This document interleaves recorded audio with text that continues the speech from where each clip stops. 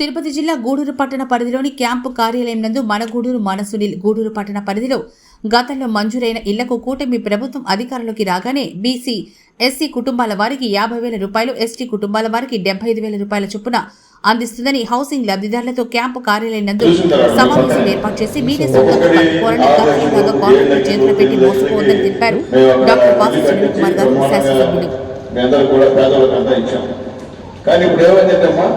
మీకు 1,50,000 ఎప్పుడన్నా మీరు వీళ్ళు చూసుకున్నారా? కట్టిన మీరు చూసుకున్నారా? చెప్పండి, వాస్తవాలు చెప్పండి. ఏంటంటే వాస్తవాలు చెప్పొచ్చే మీరే. మేము పెట్టింది మీకోసం మీటింగ్ పెట్టింది నేను. ఎందుకంటే నేను మీ సొంత కాబట్టి గూడూరులో పుట్టినోడు కాబట్టి నాకు తెలుసు బాధలు. మేము కూడా శ్రమంలో ఉండిస్తున్నాను కాబట్టి ఉన్న వాస్తవాలు చెప్పండి. ఎంత చేయాలో చేసుకున్నాం. మీరు ఎప్పుడన్నా వీళ్ళు చూసుకున్నారా? మీరు కట్టుకునే ఇళ్ళు సరే వదిలేండి. ఎంతమంది సొంతం కట్టుకున్నారో ఎంతమంది సొంతం చేస్తున్నామా? సొంతం కట్టుకునే వాళ్ళు వాస్తవాలు మీకు అనిపిస్తుంది లెక్కేసుకోండి. సొంతం కట్టి ఎంతమంది? 7, 8, 9, 10, 11, 12, 13, 14, 15 మంది. అంటే దాదాపు 995లో 15 మంది సొంతం కట్టుకున్నారు. అంతే కదా? సరే, మీద 50 మంది తీసుకుంటారు కడుతున్నారు సొంతంగా వదిలేండి. మిగిలినటువంటి వాళ్ళందరూ కూడా అంతా కాంట్రాక్ట్ ఇచ్చారమ్మా.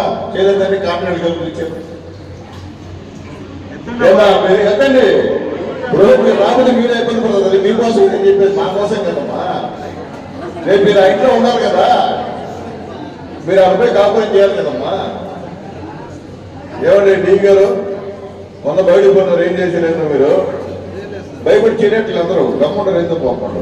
ఎందుకో అందరూ కాంట్రాక్ట్లకు ఇచ్చిన వాళ్ళు చేయలేదండి. దయచేసి అందరు కాంట్రాక్ట్ లేదా? ఓకే, ఇప్పుడు వాళ్ళ ఇళ్ళమ్మా, మీ ఇల్లు మీరు చూసుకున్నారా? ఎందుకు చూసుకోవాలమ్మా? గవర్నమెంట్ మీకు ఇచ్చినప్పుడు ఇల్లు మీరు చూసుకోవాలి పోయి. అంటే వదిలేస్తారు. అదే మీ సొంత ఊరు పెట్టుకునే మీరు గమ్ముంటారా? మీ సొంత ఊరు పెట్టి మీ ఇంట్లో చిన్న బాత్రూమ్ పెడితేనే మీరు ఒప్పుకుంటారా? రోజు చూసుకొని పేదవాడిని పిలిపించి రద్దు చేసుకుంటారు కదా.